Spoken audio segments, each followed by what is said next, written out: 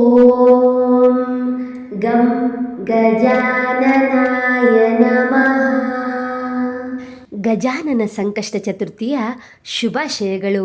ಇಂದು ಮಹಾಗಣಪತಿಯ ವಿಶೇಷವಾದಂತಹ ಗಜಾನನ ಸಂಕಷ್ಟಹರ ಚತುರ್ಥಿ. ಈ ದಿನ ಮಹಾಗಣಪತಿಯ ಈ ರೂಪದ ಆರಾಧನೆ ಮತ್ತು ಮಂತ್ರದ ಶ್ರವಣ ಮಾತ್ರದಿಂದಲೇ ಸಕಲ ಪಾಪಗಳು ನಿವಾರಣೆಯಾಗುತ್ತೆ, ಸಕಲ ಕಾರ್ಯಗಳಲ್ಲೂ ಯಶಸ್ಸು ದೊರೆಯುತ್ತೆ ಅಂತ ಹೇಳ್ತಾರೆ.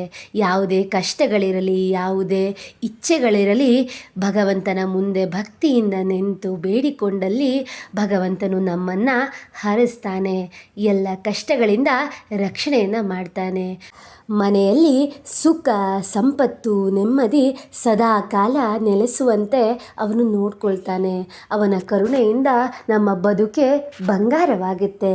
ಇಂತಹ ಅದ್ಭುತ ದಿನದಂದು ಮಹಾಗಣಪತಿಯ ಗಜಾನನ ಮಂತ್ರದ ಶ್ರವಣ ಪಠಣವನ್ನು ನಾವು ಈ ವಿಡಿಯೋದಲ್ಲಿ ಮಾಡೋಣ. ಸ್ಕಿಪ್ ಮಾಡದೆ ವಿಡಿಯೋನ ಪೂರ್ತಿಯಾಗಿ ನೋಡಿ ಭಗವಂತನ ಕರುಣೆಗೆ ನೀವು ಕೂಡ ಪಾತ್ರರಾಗಿ.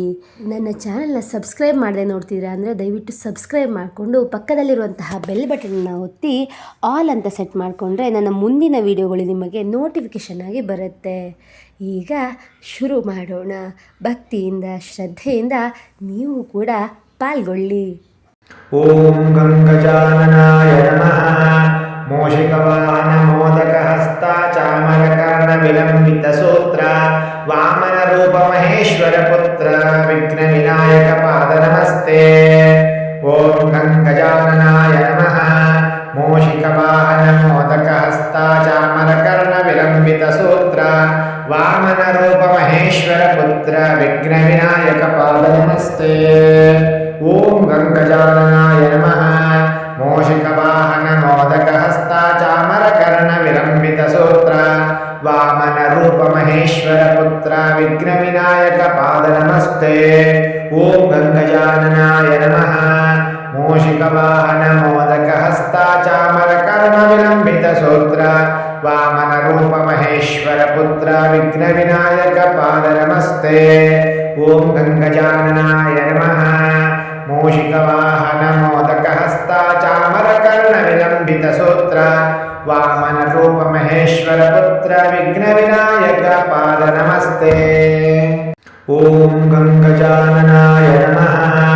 ಮೂಷಿಕವಾಹನ ಮೋದಕ ಹಸ್ತ ಚಾಮರಕರ್ಣ ವಿಲಂಬಿತ ಸೂತ್ರ ವಾಮನ ರೂಪ ಮಹೇಶ್ವರ ಪುತ್ರ ವಿಘ್ನ ವಿನಾಯಕ ಪಾದ ನಮಸ್ತೆ. ಓಂ ಗಂ ಗಜಾನನಾಯ ನಮಃ. ಮೂಷಿಕವಾಹನ ಮೋದಕ ಹಸ್ತ ಚಾಮರಕರ್ಣ ವಿಲಂಬಿತ ಸೂತ್ರ ವಾಮನ ರೂಪ ಮಹೇಶ್ವರ ಪುತ್ರ ವಿಘ್ನ ವಿನಾಯಕ ಪಾದ ನಮಸ್ತೆ. ಓಂ ಗಂ ಗಜಾನನಾಯ ನಮಃ. ಮೂಷಿಕವಾಹನ ಮೋದಕ ಹಸ್ತ ಚಾಮರಕರ್ಣ ವಿಲಂಬಿತ ಸೂತ್ರ ವಾಮನ ರೂಪ ಮಹೇಶ್ವರ ಪುತ್ರ ವಿಘ್ನ ವಿನಾಯಕ ಪಾದ ನಮಸ್ತೆ. ಓಂ ಗಂ ಗಜಾನನಾಯ ನಮಃ. ಮೂಷಿಕವಾಹನ ಮೋದಕ ಹಸ್ತ ಚಾಮರಕರ್ಣ ವಿಲಂಬಿತ ಸೂತ್ರ ವಾಮನ ರೂಪ ಮಹೇಶ್ವರ ಪುತ್ರ ವಿಘ್ನ ವಿನಾಯಕ ಪಾದ ನಮಸ್ತೆ. ಓಂ ಗಂ ಗಜಾನನಾಯ ನಮಃ.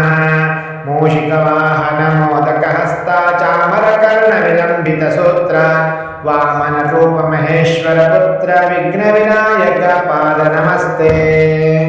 ಓಂ ಗಂ ಗಜಾನನಾಯ ನಮಃ. ಮೂಷಿಕವಾಹನ ಮೋದಕ ಹಸ್ತ ಚಾಮರಕರ್ಣ ವಿಲಂಬಿತ ಸೂತ್ರ ವಾಮನ ರೂಪ ಮಹೇಶ್ವರ ಪುತ್ರ ವಿಘ್ನ ವಿನಾಯಕ ಪಾದ ನಮಸ್ತೆ. ಓಂ ಗಂ ಗಜಾನನಾಯ ನಮಃ. ಮೂಷಿಕವಾಹನ ಮೋದಕ ಹಸ್ತ ಚಾಮರಕರ್ಣ ವಿಲಂಬಿತ ಸೂತ್ರ ವಾಮನ ರೂಪ ಮಹೇಶ್ವರ ಪುತ್ರ ವಿಘ್ನ ವಿನಾಯಕ ಪಾದ ನಮಸ್ತೆ. ಓಂ ಗಂ ಗಜಾನನಾಯ ನಮಃ. ಮೂಷಿಕವಾಹನ ಮೋದಕ ಹಸ್ತ ಚಾಮರಕರ್ಣ ವಿಲಂಬಿತ ಸೂತ್ರ ವಾಮನ ರೂಪ ಮಹೇಶ್ವರ ಪುತ್ರ ವಿಘ್ನ ವಿನಾಯಕ ಪಾದ ನಮಸ್ತೆ. ಓಂ ಗಂ ಗಜಾನನಾಯ ನಮಃ. ಮೂಷಿಕವಾಹನ ಮೋದಕ ಹಸ್ತ ಚಾಮರಕರ್ಣ ವಿಲಂಬಿತ ಸೂತ್ರ ವಾಮನ ರೂಪ ಮಹೇಶ್ವರ ಪುತ್ರ ವಿಘ್ನ ವಿನಾಯಕ ಪಾದ ನಮಸ್ತೆ. ಓಂ ಗಂ ಗಜಾನನಾಯ ನಮಃ. ಮೂಷಿಕವಾಹನ ಮೋದಕ ಹಸ್ತ ಚಾಮರಕರ್ಣ ವಿಲಂಬಿತ ಸೂತ್ರ वामनरूपमहेश्वरपुत्र विघ्नविनायकपादनमस्ते। ॐ गङ्गजाननाय नमः। मूषिकवाहनमोदकहस्ता चामरकर्णविलम्बितसूत्र वामनरूपमहेश्वरपुत्र विघ्नविनायकपादनमस्ते। ॐ गङ्गजाननाय नमः। मूषिकवाहनमोदकहस्ता चामरकर्णविलम्बितसूत्र वामनरूपमहेश्वरपुत्र विघ्नविनायकपादनमस्ते। ॐ गङ्गजाननाय नमः। मूषिकवाहनमोदकहस्ता चामरकर्णविलम्बितसूत्र वामनरूपमहेश्वरपुत्र विघ्नविनायकपादनमस्ते। ॐ गङ्गजाननाय नमः।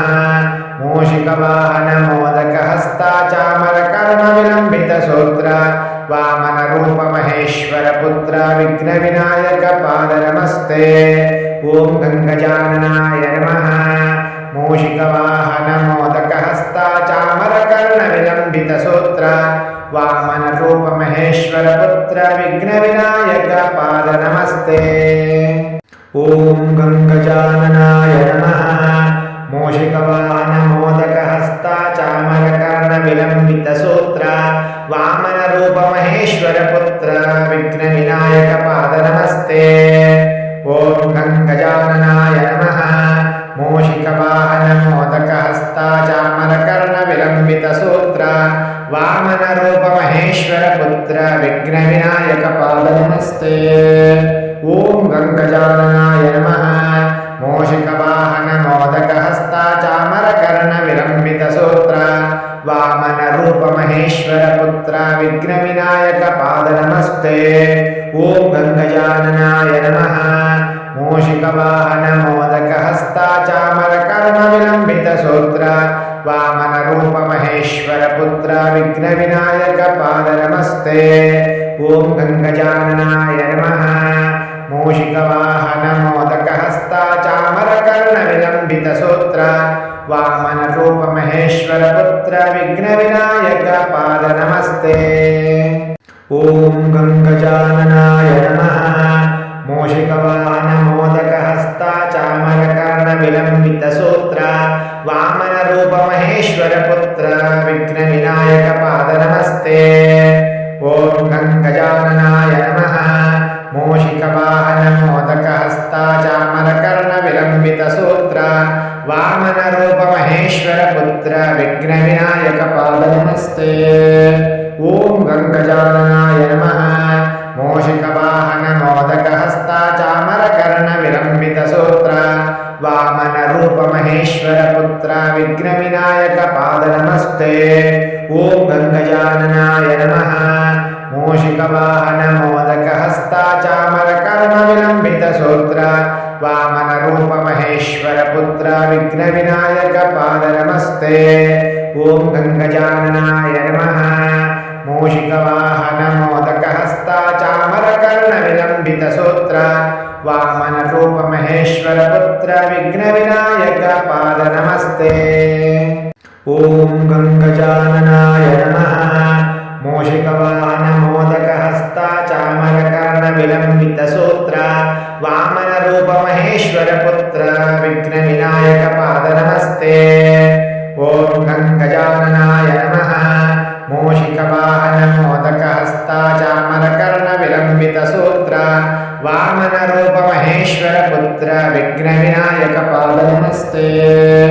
ॐ गङ्गजाननाय नमः। मूषिकवाहनमोदकहस्ता चामरकर्णविलम्बितसूत्र वामनरूपमहेश्वरपुत्र विघ्नविनायकपादनमस्ते। ॐ गङ्गजाननाय नमः। मूषिकवाहनमोदकहस्ता चामरकर्णविलम्बितसूत्र वामनरूपमहेश्वरपुत्र विघ्नविनायकपादनमस्ते। ॐ गङ्गजाननाय नमः। मूषिकवाहनमोदकहस्ता चामरकर्णविलम्बितसूत्र वामनरूपमहेश्वरपुत्र विघ्नविनायकपादनमस्ते। ॐ गङ्गजाननाय नमः। मूषिकवाहनमोदकहस्ता चामरकर्णविलम्बितसूत्र वामनरूपमहेश्वरपुत्र विघ्नविनायकपादनमस्ते।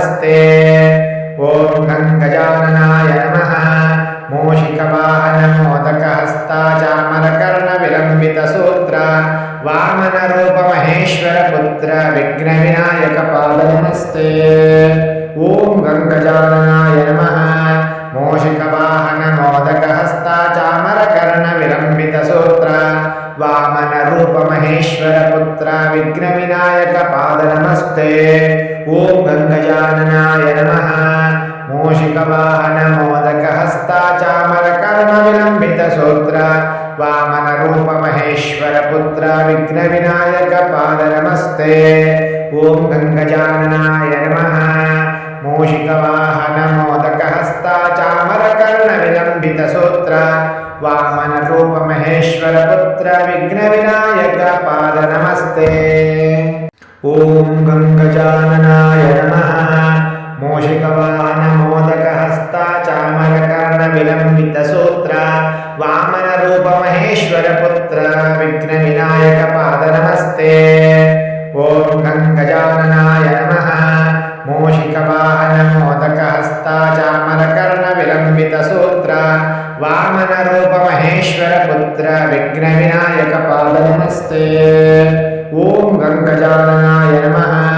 मूषिकवाहनमोदकहस्ता चामरकर्णविलम्बितसूत्र वामनरूपमहेश्वरपुत्र विघ्नविनायकपादनमस्ते।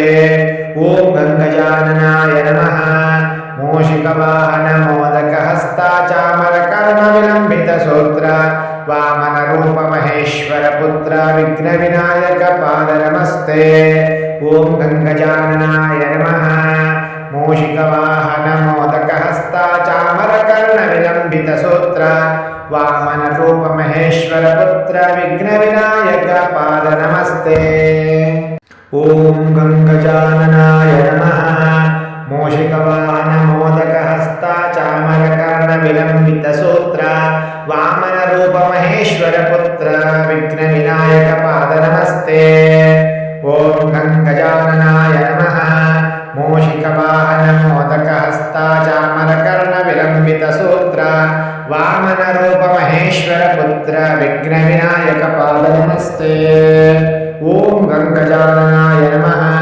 मूषिकवाहनमोदकहस्ता चामरकर्णविलम्बितसूत्र वामनरूपमहेश्वरपुत्र विघ्नविनायकपादनमस्ते।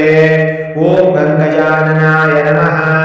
मूषिकवाहनमोदकहस्ता चामरकर्णविलम्बितसूत्र वामनरूपमहेश्वरपुत्र विघ्नविनायकपादनमस्ते। ॐ गङ्गजाननाय नमः। मूषिकवाहनमोदकहस्ता चामरकर्णविलम्बितसूत्र वामनरूपमहेश्वरपुत्र विघ्नविनायकपादनमस्ते। ॐ गङ्गजाननाय नमः। मूषिकवाहनमोदकहस्ता चामरकर्णविलम्बितसूत्र वामनरूपमहेश्वरपुत्र विघ्नविनायकपादनमस्ते। ॐ गङ्गजाननाय नमः। मूषिकवाहनमोदकहस्ता चामरकर्णविलम्बितसूत्र वामनरूपमहेश्वरपुत्र विघ्नविनायकपादनमस्ते। ॐ गङ्गजाननाय नमः। मूषिकवाहनमोदकहस्ता चामरकर्णविलम्बितसूत्र वामनरूपमहेश्वरपुत्र विघ्नविनायकपादनमस्ते। ॐ गङ्गजाननाय नमः।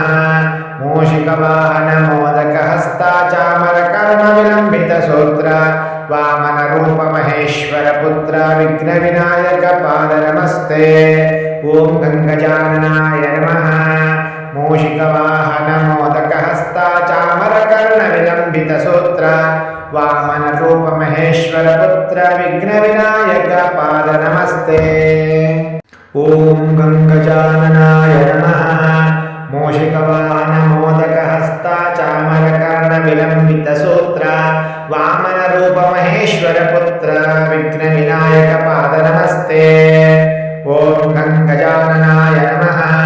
मूषिकवाहनमोदकहस्ता चामरकर्णविलम्बितसूत्र वामनरूपमहेश्वरपुत्र विघ्नविनायकपादनमस्ते। ॐ गङ्गजाननाय नमः। मूषिकवाहनमोदकहस्ता चामरकर्णविलम्बितसूत्र वामनरूपमहेश्वरपुत्र विघ्नविनायकपादनमस्ते। ॐ गङ्गजाननाय नमः। मूषिकवाहन मोदकहस्ता चामरकर्णविलम्बितसूत्र वामनरूप महेश्वरपुत्र विघ्नविनायकपाद नमस्ते। ॐ गङ्गजाननाय नमः। मूषिकवाहन मोदकहस्ता चामरकर्णविलम्बितसूत्र वामनरूप महेश्वरपुत्र विघ्नविनायकपाद नमस्ते। ॐ गङ्गजाननाय नमः। मूषिकवाहन मोदकहस्ता चामरकर्णविलम्बितसूत्र वामनरूप महेश्वरपुत्र विघ्नविनायकपाद नमस्ते। ॐ गङ्गजाननाय नमः। मूषिकवाहन मोदकहस्ता चामरकर्णविलम्बितसूत्र वामनरूप महेश्वरपुत्र विघ्नविनायकपाद नमस्ते। ॐ गङ्गजाननाय